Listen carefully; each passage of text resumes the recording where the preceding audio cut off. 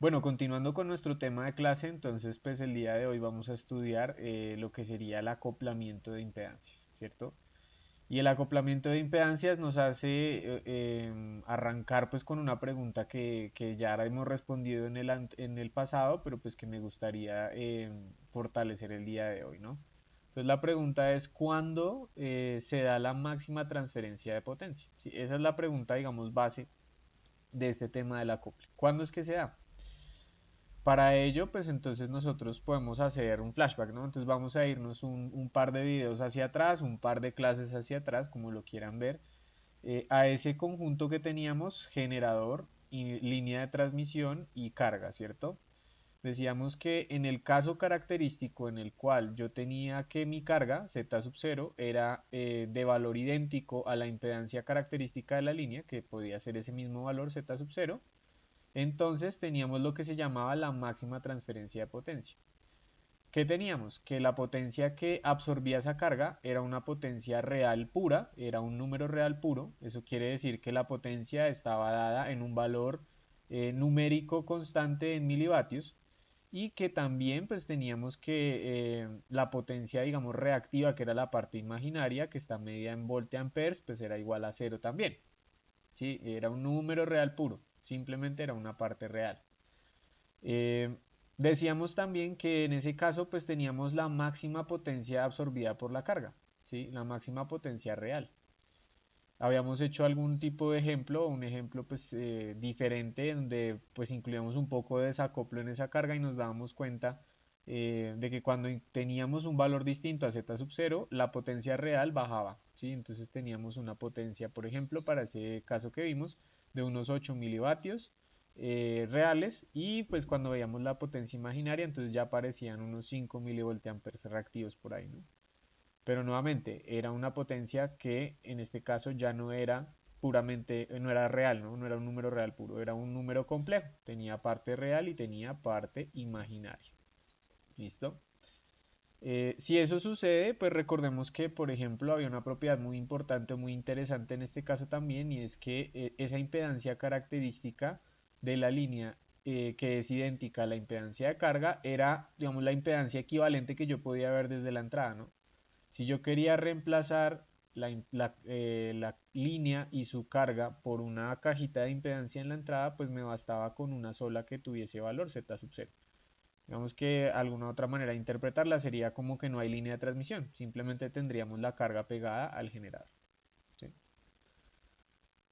Entonces, si eso se cumple, la idea es que de ahora en adelante nos debemos preguntar entonces cómo podemos lograr, por ejemplo, que el generador vea una impedancia exactamente igual a Z sub 0. ¿Sí? Si hacemos eso, estaríamos haciendo lo mismo que estábamos diciendo, ¿no? Lograr el acoplo. Si la impedancia que ve el generador es idéntica a la impedancia característica de la línea que tiene conectada su salida, pues eso implicaría que no hay desacoplo, que está perfectamente acoplada esa impedancia, ¿no? Em, para ese, digamos, con ese fin, pues digamos que han surgido varias técnicas para hacer el acoplamiento de las impedancias. Eso es lo que llamamos acoplamiento. Una de ellas, pues la podemos estudiar y se llama los transformadores de impedancia lambda cuartos y la otra son los stubs o los equilibradores. ¿Sí? Transformador de impedancia lambda cuartos es un pedazo de línea añadido en serie con impedancia característica diferente que se encarga de transformarme, valga la redundancia, mi impedancia de la entrada. Recuerden que pues esa función de impedancia de entrada tenía una pues, función de transformación ahí con tangente hiperbólica o con una exponencial compleja, ¿no?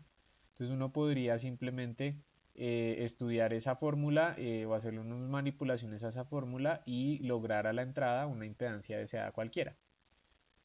Por otro lado, también tenemos los equilibradores o los stops, que son básicamente pues, elementos que se añaden a a la línea, ¿sí?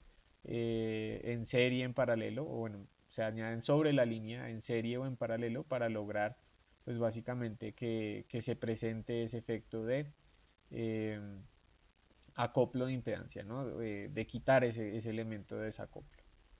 ¿Listo? El primero de ellos, y que vamos a estudiar en este video, entonces se llama el transformador de impedancia lambda cuartos. Es el más sencillo de todos, considero yo. No necesitamos ni siquiera de la carta de Smith para estudiarlo, entonces pues vamos a estudiarlo simplemente acá con unas fórmulas. Para ver ese transformador de impedancia lambda cuartos, entonces pues permítanme arrancar con la fórmula de la impedancia de entrada de una línea de transmisión cualquiera. Sabemos que esa fórmula era simplemente el fasor de voltaje entre su fasor de corriente, que era exactamente igual a 1 más gamma mayúscula. Sabemos que esto es coeficiente de reflexión a la menos 2 gamma por L. Sabemos que gamma minúscula es la constante de propagación en la línea. Sabemos que esa tiene dos partes, tiene alfa y j beta, ¿sí? Pues porque es un número real e imaginario, ¿no? Que también por medio de alguna manipulación matemática podíamos llegar a que eso era z0 por zl más z0 tangente de gamma por L y z0 más zl por tangente hiperbólica de gamma por L. ¿Listo? Bien, si la línea era baja en pérdidas, entonces recuerden que habíamos dicho, o en varios casos hemos dicho, cuando tenemos líneas bajas en pérdidas, entonces tenemos que gamma, que es igual a alfa más j beta nuevamente, entonces tenía dos componentes, ¿no? Este que era constante de atenuación y beta que es constante de fase. Entonces decíamos que cuando esa línea era baja en pérdidas, pues este número alfa iba a tender a cero. De tal forma que gamma iba a ser aproximadamente igual a j beta. Es decir, que solo vamos a tener modificaciones de fase en la línea, ¿no? Si eso se cumple, entonces pues podríamos hacer uso de las propiedades también de la tangente hiperbólica y demás, y podríamos llegar a que la fórmula de la impedancia de entrada era z0, que multiplica a zl más z0 por tangente hiperbólica de j beta por L. Pero pues tangente hiperbólica de j beta por L es igual a la tangente de beta por L. ¿Sí? Es una propiedad pues simplemente de la tangente hiperbólica para pasar, digamos, entre el dominio imaginario y el dominio real, la función del dominio real y la del imaginario. Dividido todo ello entre z0 más zl tangente de beta por L también. Entonces aquí ya tenemos una expresión que me relaciona la impedancia de entrada que yo tengo, me relaciona las impedancias características de la línea que tengo, la impedancia de carga que tengo y la constante de fase de la línea, ¿no? Aquí también tengo otro término importante y es la longitud L de la línea, ¿cierto? Eh, pero sucede que, pues dijimos que esto se llama transformador de impedancia lambda cuartos, ¿cierto? Entonces, ese hecho de que se llame lambda cuartos es porque la longitud física de la línea va a ser igual a lambda cuartos.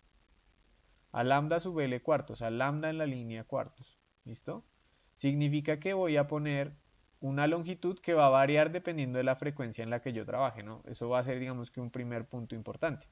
Este transformador requiere de yo conocer cuál es la longitud de onda en la línea. Para eso requiero conocer al menos el dieléctrico y al menos también la frecuencia de operación. ¿Listo? Por otro lado también sabemos que beta es 2pi sobre lambda sub L, ¿sí?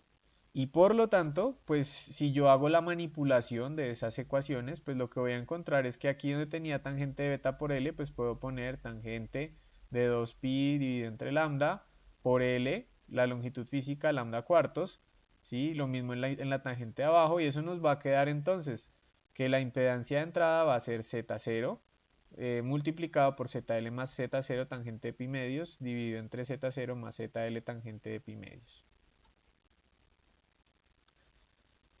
Eh, Esa es la expresión que nos quedaba, ¿cierto?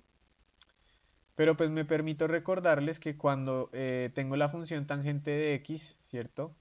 Eh, el valor cuando x tiende a pi medios, ¿cierto? Cuando teta tiende a pi medios, como en esta gráfica que está acá, pues el valor es infinito, ¿no? Es una función indeterminada en ese punto. Tiende a infinito, ¿cierto? Al tender a infinito sabemos que entonces aquí en la función superior debemos utilizar una función límite, entonces el zin sería el límite cuando la tangente, pues, a ver, x tiende a pi medios de zl más z0 por tangente de x dividido entre z0 más zl tangente de x. Recuerden que cuando teníamos límites infinito sobre infinito, pues algo que resultaba conveniente aquí, pues resultaba ser simplemente dividir todo entre tangente de x, ¿cierto? Y entonces me quedaba que básicamente pues lo que me iban a quedar era los coeficientes que acompañan la función tangente. Entonces, si esto tiende a pi medios, la función tiende a infinito y por lo tanto, este se cancelaría, no, estos dos se cancelarían y me quedaría zin igual a z0 al cuadrado dividido entre z sub l, ¿cierto? Entonces, eso sería igual a z0 cuadrado dividido entre zl. ¿Listo? Voy a hacer un dibujo acá muy rápidamente, pues para recordar que simplemente estoy poniendo acá una sección de línea de transmisión, ¿sí? Cuya longitud es lambda cuartos, es una longitud física, donde tengo acá una carga, ¿cierto? Cuyo valor es z sub l, eh, y pues estaba tratando de calcular cuánto vale esta impedancia de entrada, ¿cierto? Esto sería z sub i. Eh, entonces, bueno, aquí esto sería una impedancia característica z sub 0, ¿cierto? Entonces fíjense que yo estoy diciendo que la impedancia de entrada es igual a z sub 0 dividido entre z sub l, ¿sí? Entonces, pues lo que estamos viendo es que la impedancia de entrada es una transformación de la impedancia que tengo en la salida, ¿sí? Simplemente estoy diciendo la impedancia de entrada es z sub 0 cuadrado dividido o multiplicado, si lo quieren ver, por 1 dividido entre zl, ¿sí? Si z sub 0 es típicamente real, pues la impedancia de entrada va a depender del inverso de la impedancia de la salida, ¿cierto? Y pues vamos a tener que, por ejemplo, si quiero calcular la impedancia de entrada cuando mi salida es igual a 0, ¿cierto? Si mi salida es igual a 0, significa que zin va a ser igual a z0 cuadrado dividido entre un número que tiende a 0, ¿cierto? O sea que zin se va para infinito. Eso quiere decir que cuando tengo una carga, que es un cortocircuito, lo que veo a la entrada es un circuito abierto. El caso viceversa, si tengo una impedancia de carga cuyo valor es infinito, pues mi impedancia de entrada va a ser un cortocircuito. ¿Listo? Entonces, ¿para qué nos sirve esto? Pues nos sirve para simplemente hacer una transformación siempre que necesitemos de esa impedancia de entrada que tenemos aquí, ¿sí? De esa impedancia de entrada que tenemos eh, en la línea, ¿no? Esta fórmula la podemos utilizar, digamos que en diferentes sentidos. Una de ellas sería tal cual como ustedes la están viendo en este momento. Tenemos una línea lambda cuartos, tenemos una carga y necesitamos calcular pues cuánto es la impedancia de entrada, ¿cierto? Pero resulta que también lo podemos ver, digamos que desde el punto de vista contrario.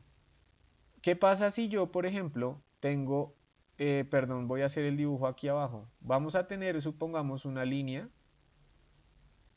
cuya impedancia característica sea, por ejemplo, z sub 0 igual a 50 ohms.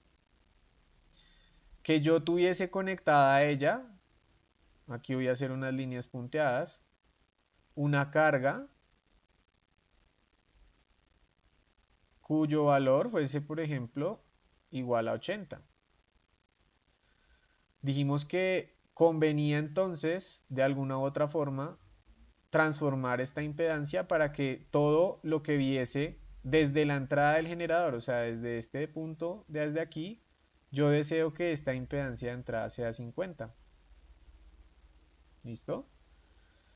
¿Qué puedo hacer acá? Entonces sucede que lo que puedo hacer aquí en este caso particular es añadir una sección en serie, ¿sí? Fíjense, tengo 50 ohmios. Luego, ¿cuánto deseo que sea esta impedancia de entrada ahora? Si yo quiero que lo que vea de acá sea siempre 50. Yo sé que si tengo la carga de 80 de una vez puesta, pues la impedancia de entrada no me va a dar 50 ohmios. Entonces lo que voy a tener que hacer es añadir una sección de línea aquí, conectada a la carga, ¿cierto? Su impedancia característica llamémosla Z sub A. No la conocemos. Su longitud podemos decir que sea lambda cuartos, por ejemplo. Entonces tenemos una línea de longitud lambda cuartos de impedancia característica Z sub A Y entonces nuestro problema de diseño se va a convertir en ¿qué? En que nosotros deseamos que esta impedancia de entrada 2 sea igual también a 50 ohmios. Si esta impedancia de entrada 2 vale 50, significaría que yo estaría conectando a esta línea, ¿cierto? A esta línea roja que conecté al principio, una carga de 50 y por lo tanto también de entrada esta impedancia de entrada 1 que dibujé en rojo, pues me daría 50, ¿no? Entonces mi problema de diseño sería decir, yo deseo que Z sub 2 sea 50 ohms y eso va a ser igual a la impedancia característica Z sub A al cuadrado dividida entre Z sub L, que vale 80, por ejemplo. Luego yo puedo calcular Z sub A como la media armónica, 80 por 50, ¿sí? De esas dos impedancias características, la impedancia de carga que tengo y la impedancia deseada a la entrada o la impedancia de esa línea, ¿sí? Esta es la segunda forma pues que les acabo de explicar, es como la que más vamos a estar nosotros utilizando. Si ustedes tienen en su proyecto que tienen una línea de transmisión por ejemplo, cuya impedancia característica sea 300, una antena de impedancia característica 300, pero sus salidas de sus circuitos están a 50 ohms, pues podrían hacer el acoplo por medio de una línea lambda cuartos. Fíjense, lo importante es que la longitud sea lambda cuartos. Y podrían hacer el cálculo de su impedancia característica Z sub A que les permita hacer la transformación hacia 50 nuevamente desde ese punto de entrada. ¿Listo? Bien. Pues el transformador de impedancia lambda cuartos, como les decía, es muy sencillo, perdón, pero muy poderoso. Entonces, pues no olviden este contenido porque puede que les sirva de utilidad en el futuro. ¿Listo? Gracias por su atención.